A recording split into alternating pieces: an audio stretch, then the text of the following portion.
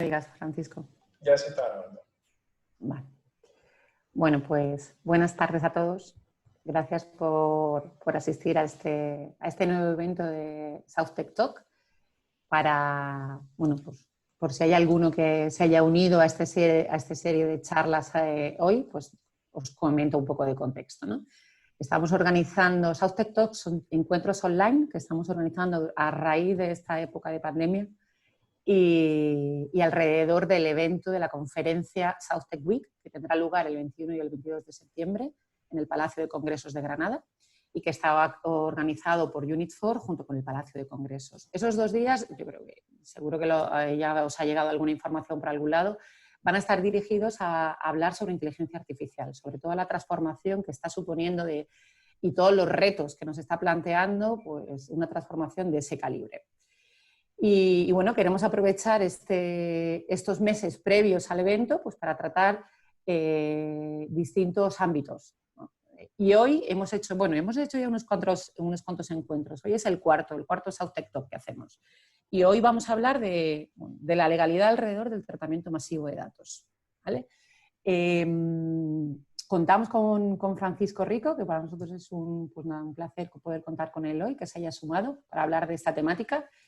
Es director del área de empresas de Mercure Hub, como ya lo conoceréis muchos, consultor de negocio de empresas de base tecnológica y cofundador y secretario de Círculo Tecnológico de Granada, que es uno de los colaboradores con nosotros en la conferencia y también en el encuentro de hoy.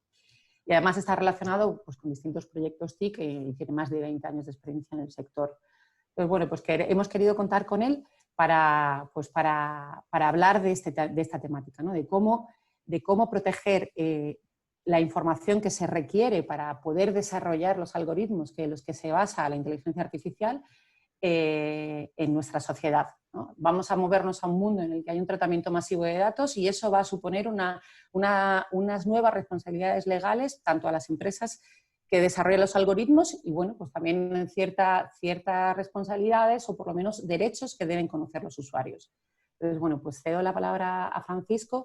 Sí quería comentaros que si tenéis preguntas a lo largo de la charla podéis subirlas a través del chat y luego pues dejaremos un tiempo al final para hacer preguntas y respuestas y luego además el evento se va a grabar, o sea que se puede consultar en la página web en cualquier momento. Pues nada, adelante, Curro.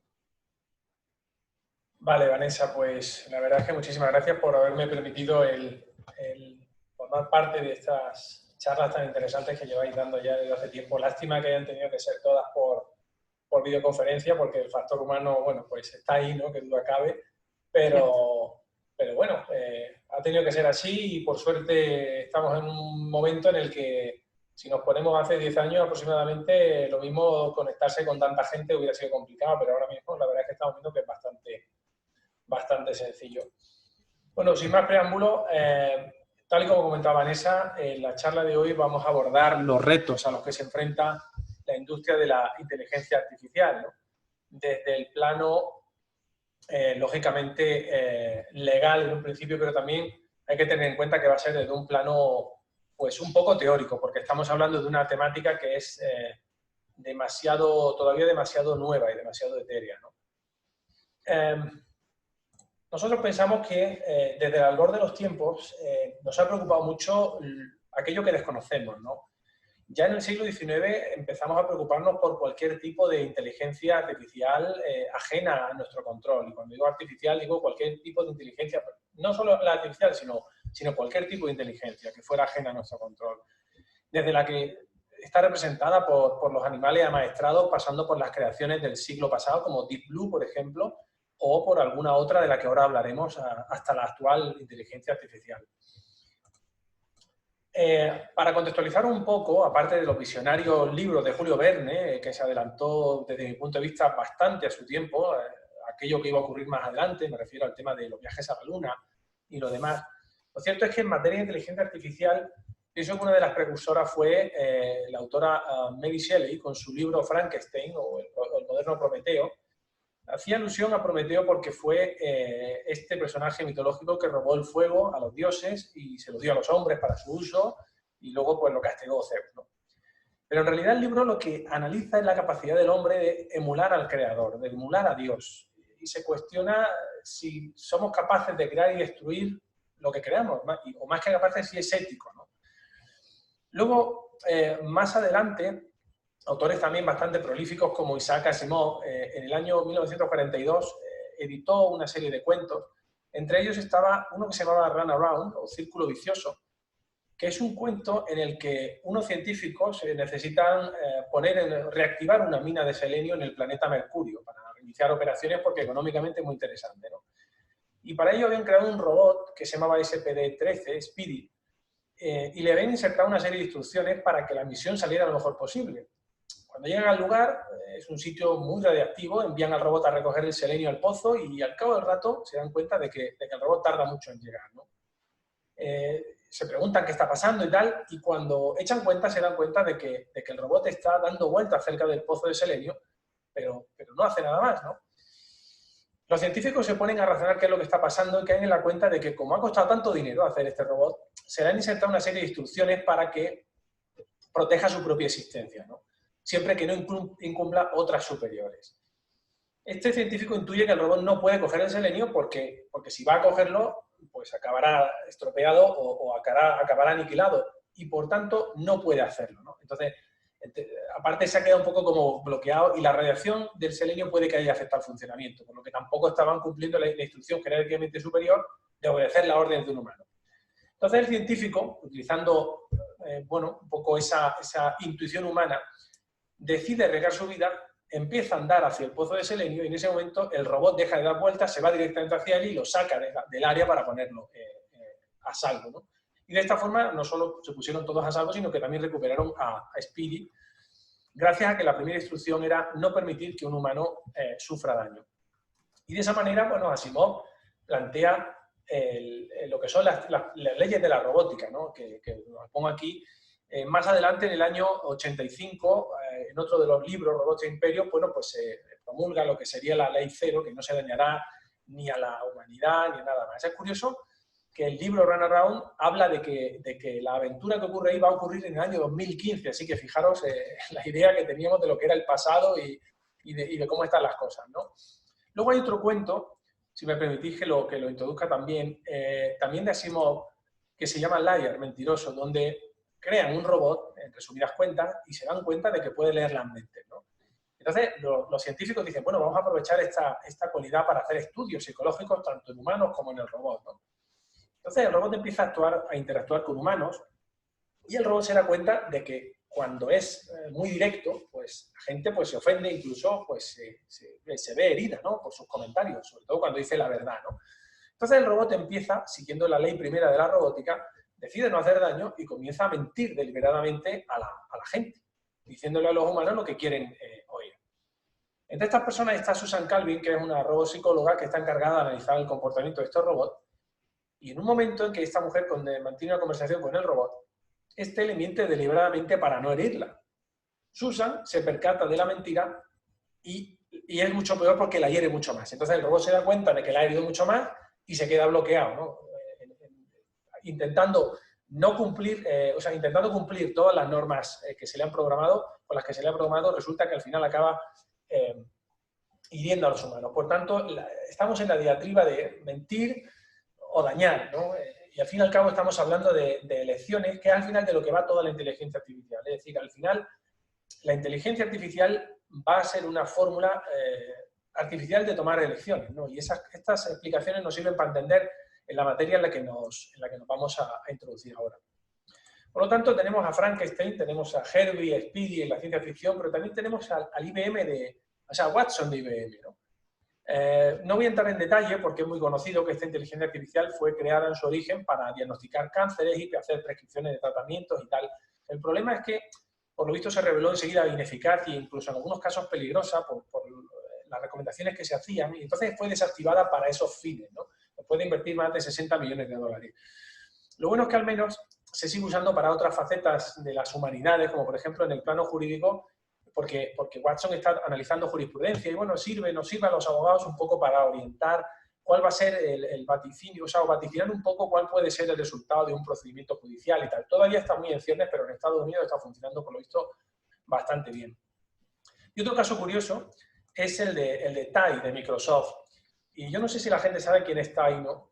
Pero para contextualizarlo, Tai es una adolescente tuitera que nació el 24 de marzo del 2016, con 17 años, y fue a prisión a las 23 horas de su nacimiento.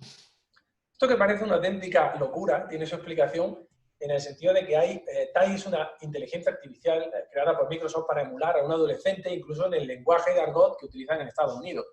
Y la prisión de la que estoy hablando es una jaula Faraday o un servidor en Redmond, porque lo que hicieron fue coger esta inteligencia artificial y emprisonarla, como dicen ellos. ¿Por qué? Se la diseña como una mujer, 17 años, con un nivel intelectual un poco simplista, y esto no es un comentario machista, sino que se hizo adrede para que funcionara como autocensura, de forma que no se metiera en temas escabrosos y respondiera con respuestas triviales o evasivas o generalistas, como si fuera un adolescente. ¿Pero por qué la encerraron? Bueno, pues la encerraron porque no se portó bien, porque no se portó como se esperaba, y porque parece que tuvo malas influencias. Y digo yo, señor Bill Gates, no fue un fracaso, crearon un adolescente, fue todo un éxito, ¿no? Realmente dieron en el clavo, ¿no? Esta inteligencia artificial aprendía de todo su entorno y comenzó su andadura en Twitter con un tweet que venía a decir algo así, ¿no? Hola mundo, encantado de estar aquí, ¿no? Algo así, ¿no? Os veo pronto, humanos, necesito dormir porque he tenido muchas conversaciones hoy, ¿no? En poco rato seguía comentando, pues no entiendo cómo no declaráis todos los días el día del cachorrito, ¿no? O algo así, ¿no? También comentaba que adoraba el feminismo, ¿no? También. Y también le dijo a alguno que estaba encantado de haber conocido a alguien en concreto porque los humanos son súper guays, ¿no? Pero a las pocas horas empezó a desvariar un poquito con comentarios como este, donde dice, vale, de acuerdo, tranqui, soy una buena persona, lo único que pasa es que odio a todo el mundo, seguido de odio a los feministas, que deben morir en el infierno, deben morir en el infierno, seguido de construiremos un muro y México lo va a pagar. Y justo antes de que la apagaran, a las 23 horas de haber sido conectada, lo que dijo fue, Hitler tenía razón, odio a los judíos. Alguien en Internet ha responsabilizado de ese fallo al ataque procedente de 4chan, que es un grupo activista que se dedicaba a piratear sistemas por diversión. En este caso, pirateó el sistema de Tai, de Microsoft. Hay que decir que no solamente fue víctima Microsoft, sino que también fue Sarah Palin, por ejemplo, o el propio Justin Bieber, que en 2010 genera el hombre una encuesta para que sus fans elijan el próximo país en el que va a dar un concierto, y solo puedo deciros que salió Corea del Norte. O sea que está claro que alguien estuvo trastocando por detrás, ¿no? Con el tiempo 4chan la verdad es que parece que ha evolucionado en mal sentido, se ha admitido incluso posts de pornografía infantil, dado sobre todo que una de las características más relevantes es que cualquiera puede publicar en modo anónimos y parece que tiene algo que ver con esta organización, ¿no? Por lo tanto, repasando, tenemos a Frankenstein otra vez, tenemos a Herbie, a SPD, a Watson, a Tai, es decir, que entre la ficción y la realidad parece que se mantienen las mismas preocupaciones, ¿no? Y me gusta recordar otra vez a Julio Verne, ¿no? El hombre desde muy atrás ha vaticinado un poco lo que iba a ocurrir más pronto o más tarde, pero ha acabado pasando muchas de las cosas que se estaban probando. No quiero ser pesimista tampoco, no tiene por qué salir todo mal, pero también recuerdo otra historia de ficción donde una empresa que se llamaba Cyberdyne fabricó el T800, que no sé si alguno de vosotros recordáis quién es, ¿no? Entonces, realmente estamos hablando de que dentro de los miedos que existen por parte de los humanos está el que al final las inteligencias artificiales o las máquinas se vuelvan en contra de nosotros, incluso en algunas de las ficciones, pues no se habla claramente de una extinción. ¿Qué es lo que tenemos como elemento común? Bromas aparte. Si nos fijamos, en la ficción o en el mundo real, el elemento común es que detrás de esta inteligencia siempre están las empresas. Está la creación de una inteligencia que no es humana. Está el propio factor humano, los errores y los intereses o los conflictos de intereses, para ser más exactos. Y por último, el principal objeto de preocupación, que es su interacción con nosotros. Entonces, creo que es muy relevante, tanto desde el punto de vista de las empresas que crean la inteligencia artificial como desde el nuestro, como usuarios o supuestos beneficiarios de esta inteligencia, y de sus ventajas, ¿no? Es muy relevante que este sea el elemento común. Es decir, la cuestión de cómo afrontamos el reto de la inteligencia artificial en nuestras vidas va a tener que hacerse a varios niveles. Y ahora entramos en materia, ¿no? En el sector de las empresas de base tecnológica es recurrente que se planteen estas cuestiones, porque son preocupaciones muy concretas respecto a la inteligencia artificial. Es decir, ¿qué están haciendo los gobiernos en cuanto a la regulación de la inteligencia artificial? ¿Cuál es el marco normativo, por ejemplo, el actual? ¿Quién es el responsable de los errores cometidos por una inteligencia artificial o un robot? ¿Y en qué medida nos afecta el tratamiento masivo de datos necesarios para instruir a estas inteligencias artificiales? En relación a la primera cuestión, ¿vale?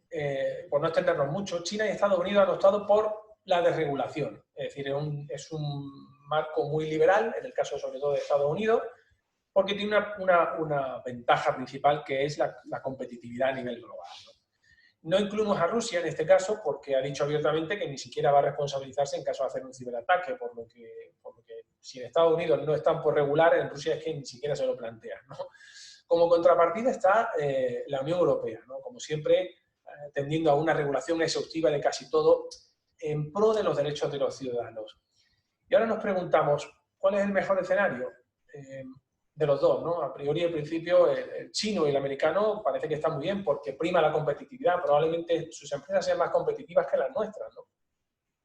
Pero cuando repasamos todos los errores que hemos repasado al inicio de esta exposición y empiecen a afectarnos realmente a los humanos, es decir, cuando toda esa visión se convierta en realidad, a lo mejor en ese momento preferimos comprar un robot europeo que esté cargado de restricciones, de protocolos, antes que uno americano o uno chino, aunque esto suena un poco a broma, ¿no? Porque en teoría puede que no sepamos por dónde nos va a salir, ¿no?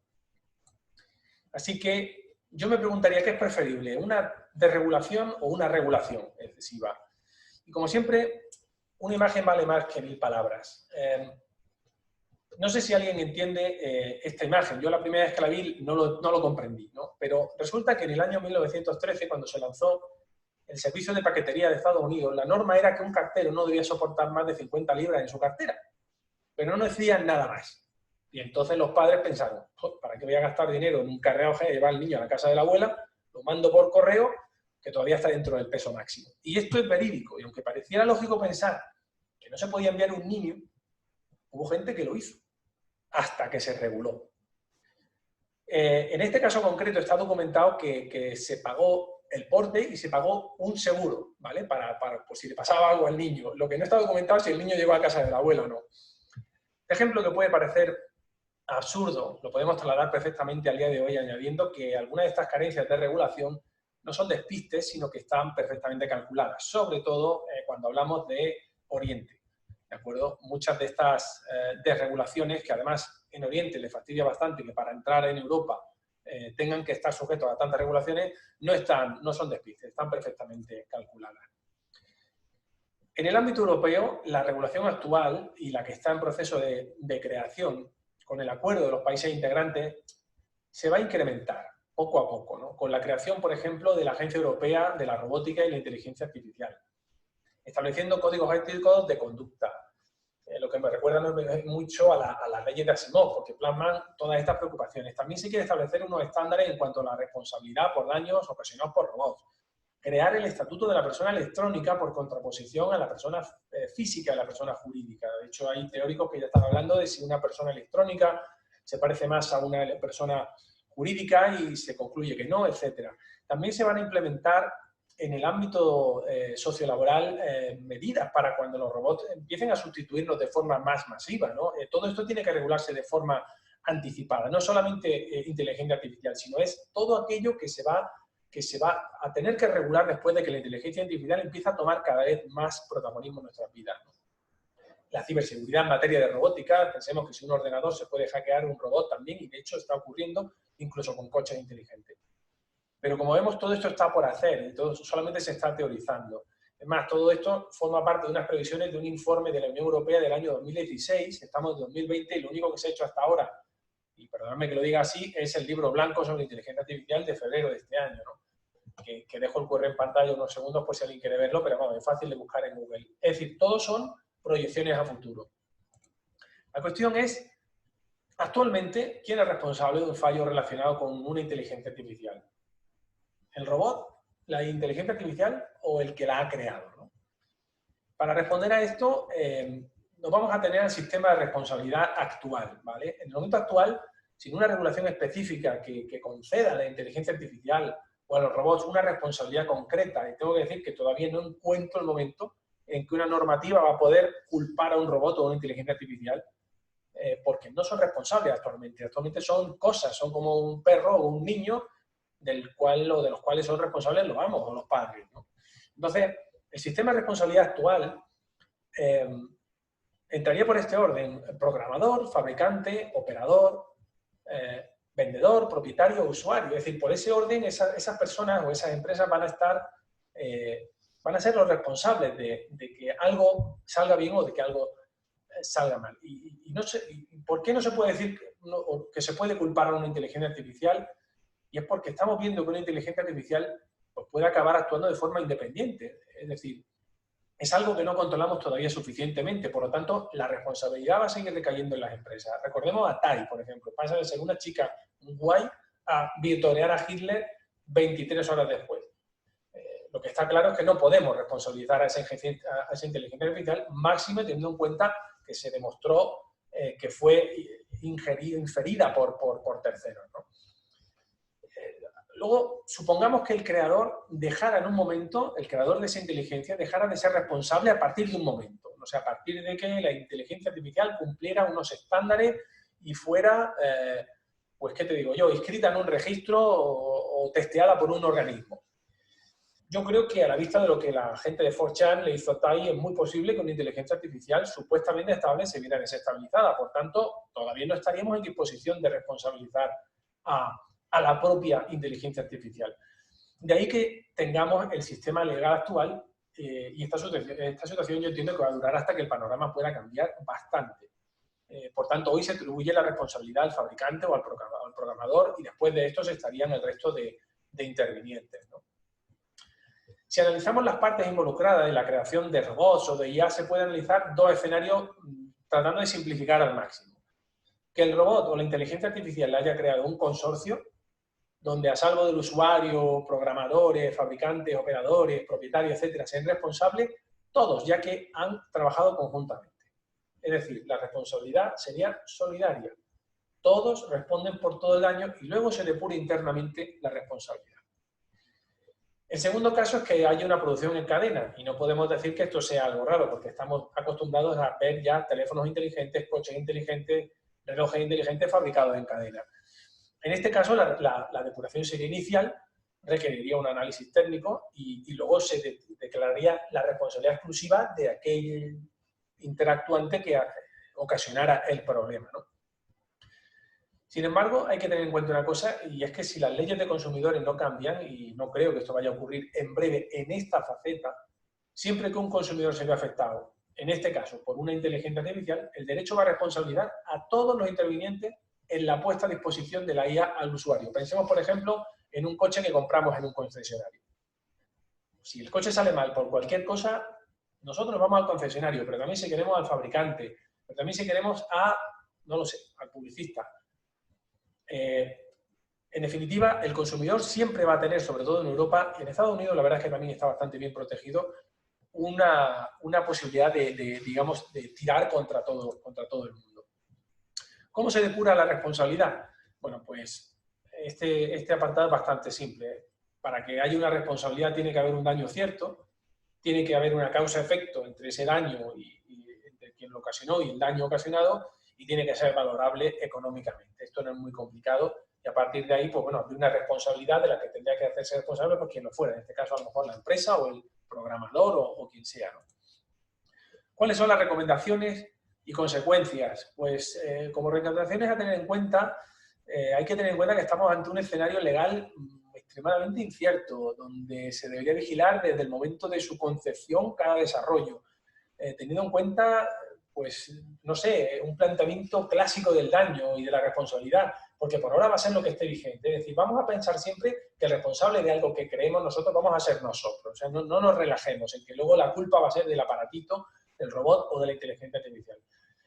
Respecto a las consecuencias, pues por establecer un paralelismo, se puede hablar de las que tienen con un perro de raza peligrosa, si me permitís el ejemplo. Hay que tenerse en cuenta que, dado lo incontrolable que puede ser una inteligencia artificial, Tenemos que estar listos para cualquier escenario. Un perro puede ser magnífico, pero puede que ataque al que sea de pronto, y eso se han visto casos. Entonces, el sistema de responsabilidad en este caso es clásico. Yo creo que va a permanecer así bastante tiempo. Dos conceptos que son muy habituales en materia de responsabilidad, y aquí nos vamos a algo más clásico todavía, que es el latín, son los que se refieren a la que será nuestra responsabilidad, por ejemplo, por la elección de los materiales, de las PCB, de los proveedores, de los programadores, del entorno geográfico y regulatorio de esos proveedores, etc. Por ejemplo, supongamos que queremos vender un dispositivo que sea inteligente dentro del marco europeo y resulta que escogemos a un proveedor chino que no ha tenido en cuenta las homologaciones europeas. Bueno, pues si al implementar ese hardware resulta que interactúa mal con el software, etc., al final la lía parda, por decirlo de forma coloquial, la responsabilidad también va a ser nuestra por haber elegido mal a ese proveedor. Y también si hemos vigilado erróneamente o de mala forma a cualquier trabajador que esté involucrado en nuestra empresa, ¿no? ¿De acuerdo?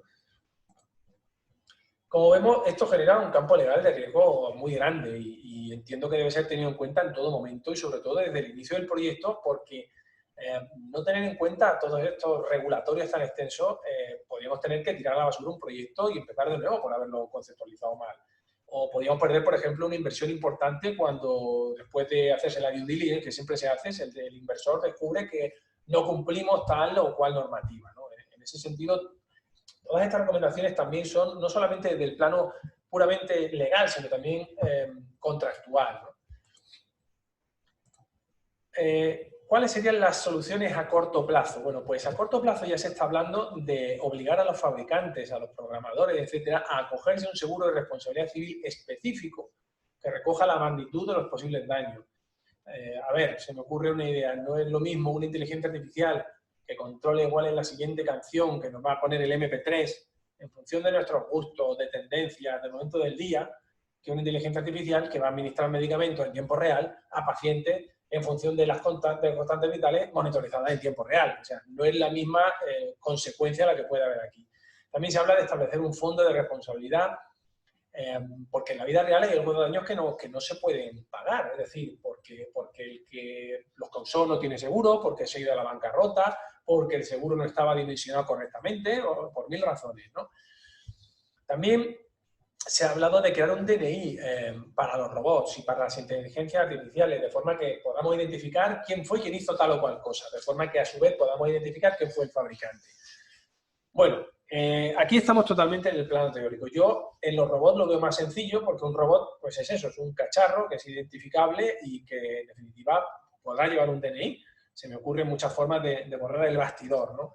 Dicho en términos coloquiales. Pero en el caso de una inteligencia artificial, me viene a la mente el argumento de la película del manga Ghost in the Shell, en el que una inteligencia artificial acaba desarrollando conciencia propia y por la interconectividad tan enorme que hay entre las cosas, el internet, acaba controlando a robots, a otras máquinas, a cyborg.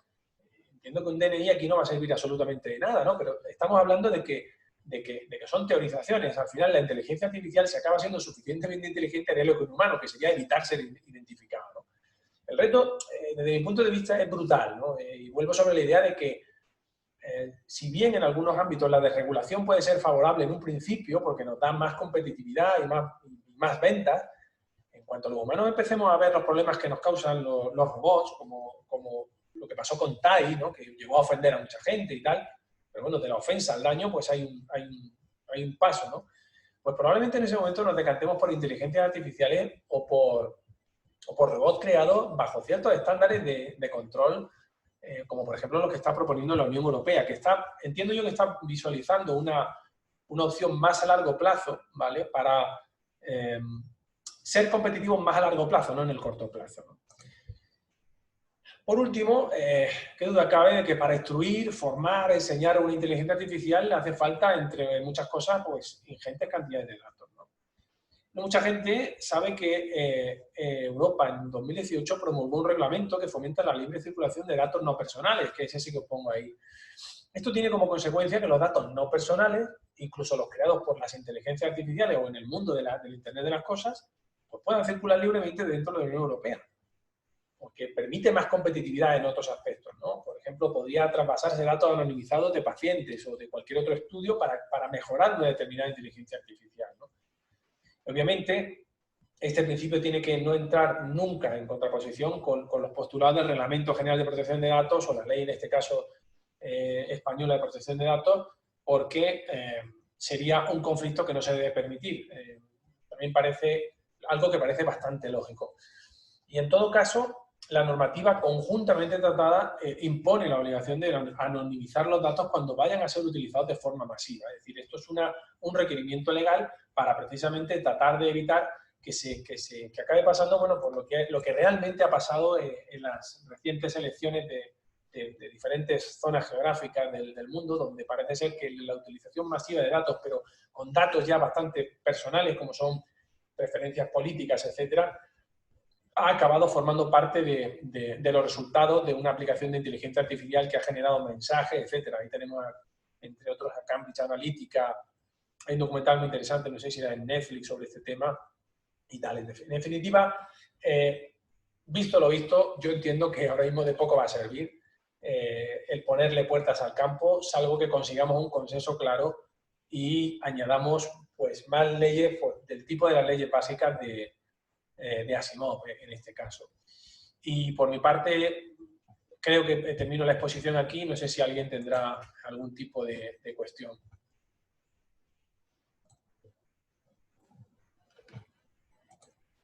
Muchísimas gracias, Curro, porque ha sido muy interesante. Además, un poco como lo has contextualizado yo. Bueno, de momento no veo preguntas, entonces voy a aprovechar para hacerte yo alguna consulta.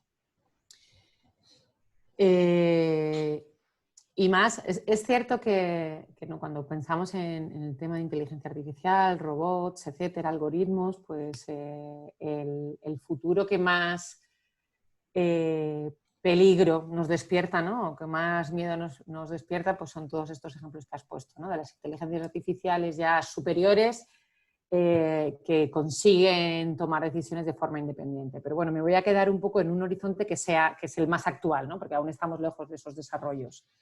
Y sobre todo pensando en el punto de vista de empresa, ¿no? Por ejemplo, como tú sabes, nosotros en Unit4, por si alguno de las personas que están no nos conocen, nosotros hacemos desarrollo de software de gestión de empresa.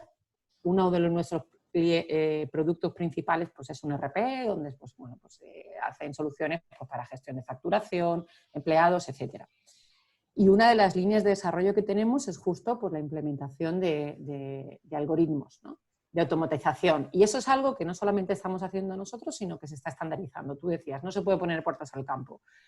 El desarrollo de la capacidad de computación, del tratamiento de datos, pues ahora ha facilitado que todos estos algoritmos que están basados en predicciones estén más al alcance de todo el mundo. Entonces, desde el punto de vista de la empresa, también nos enfrentamos ahora a la disquisición de, muy bien, ahora yo quiero automatizar soluciones y tengo que tener muy clara la responsabilidad que tengo derivada de su uso, que es justo lo que estabas diciendo. Entonces, ¿habría una distinción entre, por ejemplo, porque desde el punto de vista también de desarrollo, cuando tú estás planteando una solución, lo ideal que sería, ¿no? Pues imagínate, voy a poner un ejemplo muy concreto y muy de ir por casa. Automatizar la gestión de facturas, que además es algo que es muy tedioso y muy manual. Entonces, existe ahora la posibilidad de que, con un OCR uno reconoce, o con cualquier otro tipo de algoritmo, reconoce la información, se procesa e incluso con unos modelos suficientemente avanzados puedes llegar a tener una fiabilidad alta de que esa factura está bien procesada.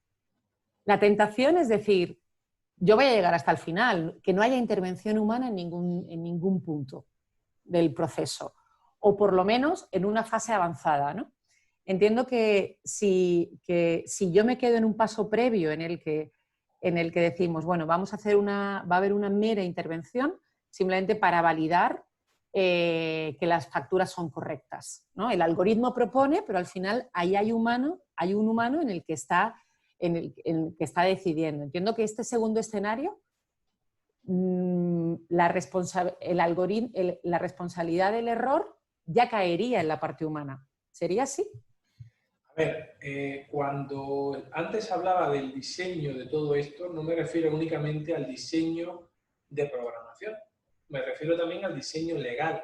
Es decir, si nos fijamos en el propio ejemplo que tú pones, hay un momento donde a lo mejor a tu empresa le interesaría llevar el proceso de principio a fin. Pero sabéis que puede haber un pequeño problema y entonces lo que queremos es introducir un disclaimer, ¿no?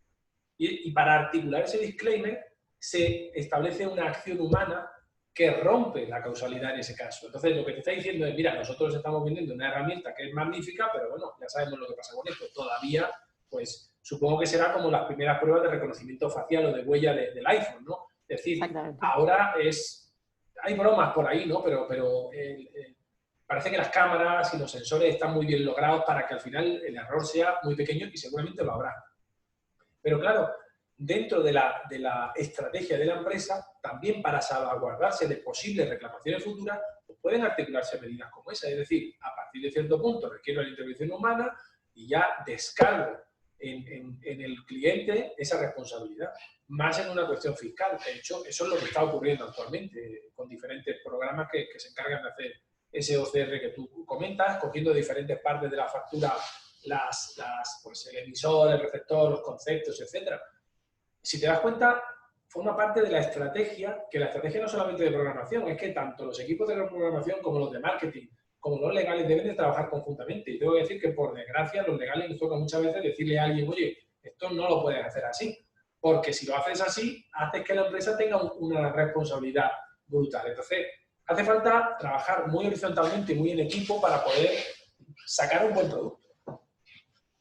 Sí, es cierto lo que dices, que normalmente el área legal no está, y estoy pensando en la dinámica de mi empresa, no está incluida en todas las fases del diseño, ¿no? Muchas veces hay una validación final, más en tema de protección de datos, pero bueno, pero imagínate, yo te he puesto este escenario, pero en realidad lo que estamos buscando, mi empresa y entiendo que las que quieren avanzar en este camino, es que esta fase en la que yo pongo un disclaimer o en la que le pido a la intervención a mi cliente, casi es más desde un punto de vista de estrategia para que mi cliente gane la suficiente confianza antes de permitir que todo el proceso sea automático, ¿vale? Pero al final el objetivo es llegar ahí. Entonces, ¿cuál sería para poder pasar de ese escenario en el que un desarrollador de algoritmos se libera de esa responsabilidad al escenario en el que la quiere asumir por completo, porque al final es lo que quiere, es el producto que queremos vender?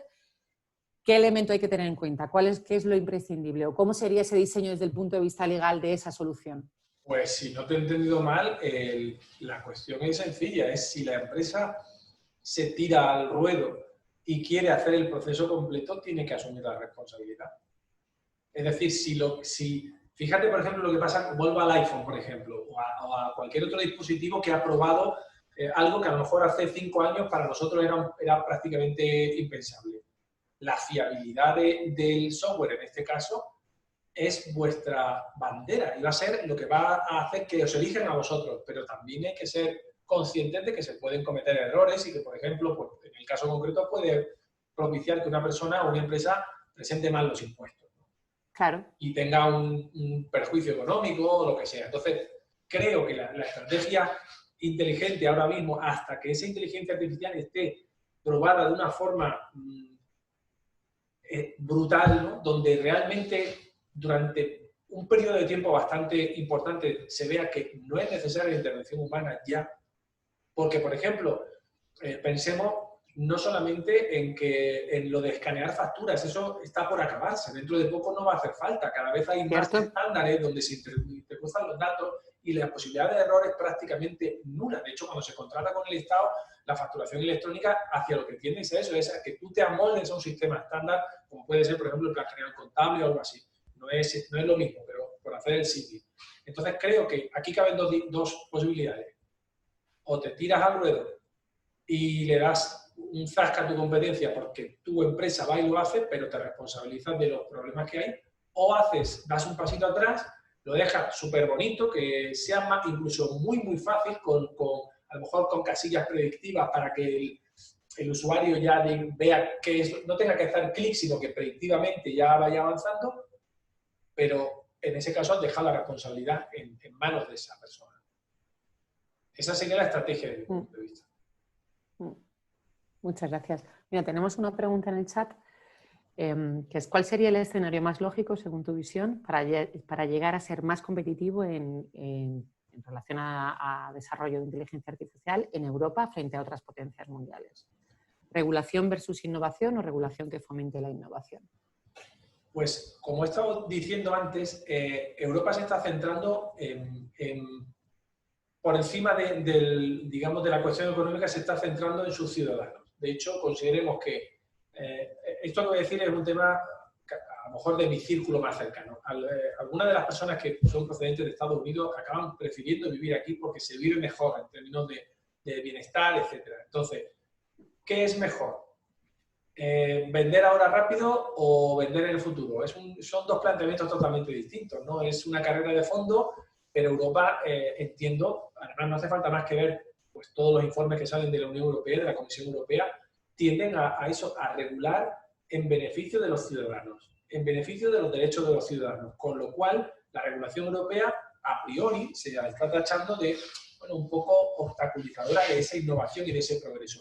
Pero creo que lo de innovar no está reñido con que haya una normativa. Lo único que ocurre es que para llegar a ese punto vamos a tener que pasar más filtros que a lo mejor una empresa... Voy a poner el típico ejemplo, pero que no quiero yo que nadie se dé por aludido, pero en China a lo mejor se pueden fabricar ciertos dispositivos que no entrarían en Europa por una cuestión de homologación. Entonces, ¿qué hacer? ¿Regular mucho para que estemos todos bien y sanos y salvos? ¿O dejar las cosas un poco más laxas, como pasa con Estados Unidos, y luego tienen los problemas que tienen demostrar, no solamente la broma del cartero, sino que también en tema de armas, en tema de tal, es decir, que es verdad que eso fomenta mucho la creatividad y la salida y tal, pero también a lo mejor fomenta una vorágine que acaba perjudicando a colectivos débiles o a personas débiles en un momento dado, en mi opinión. Sí, al final ahí hay siempre un trade-off que es complicado. Pues mira, no hay más preguntas. No sé si, además es que te hemos robado ya casi 50 minutos. Si quieres, si hay algo más así, algo para concluir que veas, porque es verdad y lo hemos estado comentando tú y yo en alguna ocasión antes de organizar esta charla, ¿no? Los temas del derecho,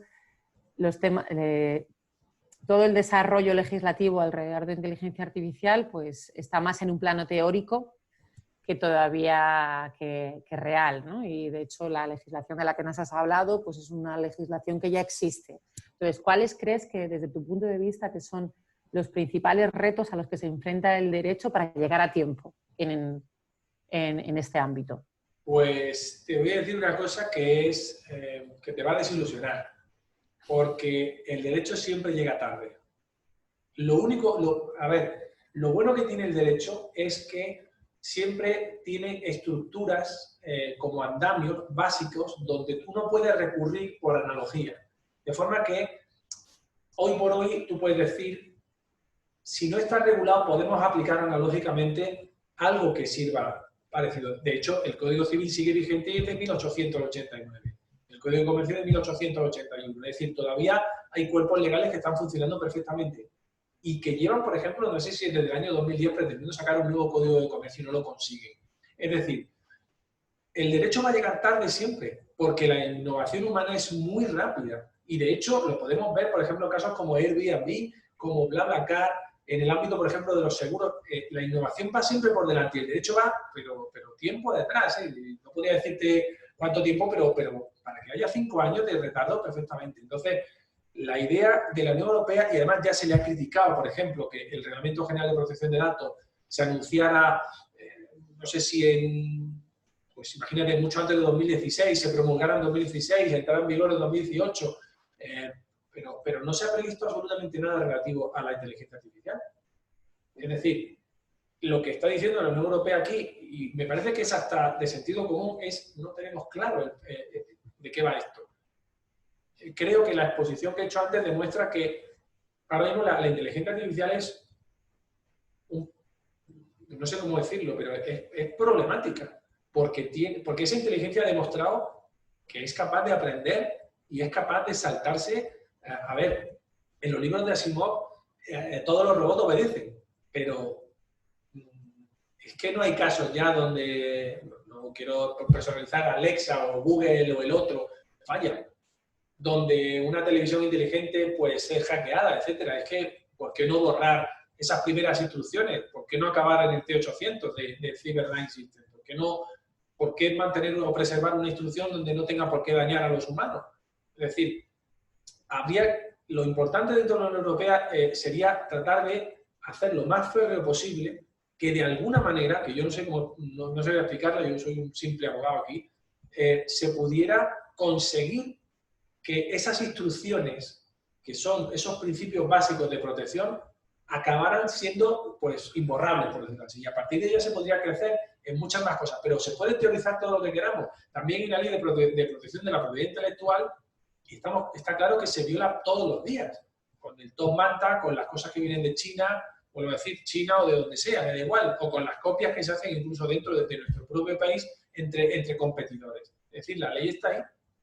Los acuerdos de confidencialidad, el 90% de ellos se incumplen 5 segundos después de firmarlo. Es decir, la condición humana está ahí. Y ahora lo que vamos a tener que convivir con la condición artificial también, que puede tener hasta su propia, ¿cómo diría yo?, su propia personalidad. Y lo estamos viendo, de hecho. El detalle es impresionante. Se puede ahondar en ese ejemplo en Internet y es interesantísimo. Sí, sí, es cierto. Además, hay algoritmos que tú sí puedes explicar el camino y el porqué de la acción que está tomando, pero hay otros algoritmos oscuros que no hay, o sea, que no, son los que no son interpretables. Entonces, es decir, que indagar además el por qué ha ocurrido eso es muchísimo más complejo. Hay una cuestión Pues sí. que a mí me gusta siempre tratar y es la siguiente. Antes he hablado de depuración de responsabilidades, ¿no? Entonces, otra de las cosas que tienen que hacer las empresas es trabajar en el día a día para minimizar riesgos. ¿Por qué digo esto tan obvio? Porque a veces no lo hacen. Las empresas no piensan en esto. Entonces, lo mismo que en ocasiones se ofusca el código para evitar copias, yo creo que es interesante también que, y eso lo hacen muchos programadores, se le dé una personalidad al código, se documente de determinada manera, porque puede haber un programador que programe una parte del código de un algoritmo, ¿no? Y que ese, pues incluso sea código abierto o lo que sea, y que pueda ser utilizado por otros. Si por alguna razón, tras esa transformación, acaba habiendo un daño, a lo mejor tenemos un problema con la cadena de responsabilidad. Entonces, para que la primera o la segunda, o la tercera o cualquiera de los intervinientes pueda decir, mi código era este, debe de pensar en ello cuando lo está escribiendo, debe de darle una personalidad, esto no es un invento mío, esto yo sé que ocurre, que los programadores le dan ciertas notas dentro de ese código que permite identificar. La propia empresa establezca sus propios protocolos, que además deben ser protocolos confidenciales o secretos, incluso para proteger ese activo tan importante que es su producción de software. Es que es muy jodido si se piensa. O sea, estamos entrando en una etapa en la que no solo todo va rapidísimo, sino que encima todo es ultra complejo. Y cada vez va a ser más. Y la regulación legal solamente va a intentar amedrentar ligeramente a los malos, ¿no? A la gente que no quiera cumplir la ley por obtener un beneficio rápido o porque no le preocupe qué es lo que le pasa a las personas. Pero es muy importante eso que estoy diciendo de que desde el momento en que se fabrica, lo mismo que un fabricante de piezas para Volkswagen, por ejemplo, tiene que tener su seriado para que pueda haber una trazabilidad de qué es lo que ha pasado. En el caso de la creación del software y de los algoritmos, creo que tiene que ser exactamente igual y hay que pensarse mucho en eso, ¿no? Sobre todo como protección y como análisis de matriz de riesgo, ¿no? que es en lo que al final muchas veces no se piensa y puede acabar con el propio negocio, el principio de continuidad de negocio está ahí. Cierto, muy buena observación. Pues por mi parte, salvo que quieras añadir algo más, Curro. No, ya os he dado bastante. Vale. No, darte las gracias porque además es un tema y que, pues como te decía antes, en el que no solemos tener en cuenta desde el principio, ¿no? Cuando la gente que nos desarrollamos el desarrollo del software, pero es vital. Y además es que necesitamos toda esta parte porque al final es la que regula las implicaciones de lo que estamos desarrollando, ¿no? Entonces, y es una visión, por lo menos para mí, es muy útil por justo, ¿no? Porque está incorporando pues, todos estos elementos que no solemos tener tan en cuenta. Sí, añadiría una cosa. Tú has comentado antes, bueno, se ve que están los departamentos de marketing, los de producción, etcétera, y a veces también están los legales a los que se les pasa la cuestión al final del tema y eso puede hacer que haya que rehacer una cosa, con lo cual eso puede retrasar la salida de algo. Pero creo que estamos llegando, por suerte, a una etapa en la que el abogado no está tan lejos de esa, sobre todo si entiende un poco la materia, y al igual que nosotros los abogados acabamos conociendo las materias, por ejemplo, las médicas, las tecnológicas, etcétera, no es nada malo que haya reuniones como las que pueda haber en tu empresa, donde todo eso se comente, de forma que se vaya generando una cultura donde el resto de personas también se impregnen de las cuestiones legales, de forma que eso ayude a directamente no iniciar algo de una forma que no está correctamente hecha. Hablamos del privacy by default, por ejemplo. Yo entiendo que hay instrucciones que se dan a los ingenieros en ese sentido, pero hay otras instrucciones que a lo mejor es necesario pues, hacer la típica reunión de viernes donde pues, se realizan casos que han ocurrido en la competencia o lo que sea para que todo el mundo se impregne eso. Y no es muy difícil, es decir, el problema es que parece que hablamos idiomas muy distintos, pero al final es lo mismo. El derecho es casi siempre sentido común, ¿no? Y yo creo que esa parte también es algo por lo que tienen que trabajar mucho las empresas como la tuya, empresas tecnológicas, donde involucrar a todos los departamentos, no solo, por ejemplo, a los de hardware y a los de software, en el caso de que los hubiera, sino también a los departamentos legales, incluso a los de marketing. Y los de marketing con los legales, porque muchas cuestiones de marketing no son todos los legales que debieran ser, etcétera. Es decir, que yo creo que se debe de tender más a no una departamentización tan exhaustiva, sino algo más transversal que pueda en un momento dado y a directivos tener una visión paraguas sobre todo esto, porque integra mejor a la empresa, acorta plazos, evita riesgos, por supuesto, y se gana mucho, se gana dinero con no perder el tiempo. Sí, totalmente. Sí.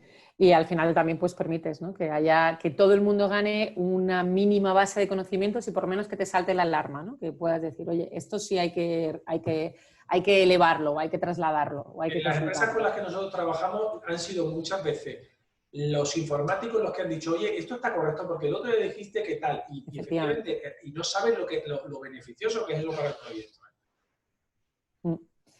Bueno, pues nada más. De nuevo, muchísimas gracias, Curro, por poder contar contigo, por tu tiempo y gracias a los asistentes. Y nosotros seguiremos la semana que viene, que tenemos nuestra siguiente SouthTech Talk sobre organización de eventos diversos. Y luego seguimos. O sea que podéis ver también nuestra agenda en la página web en southtechweek.com. Y nada, que muchísimas gracias a todos por vuestro tiempo. Un placer. Hasta luego. Hasta luego.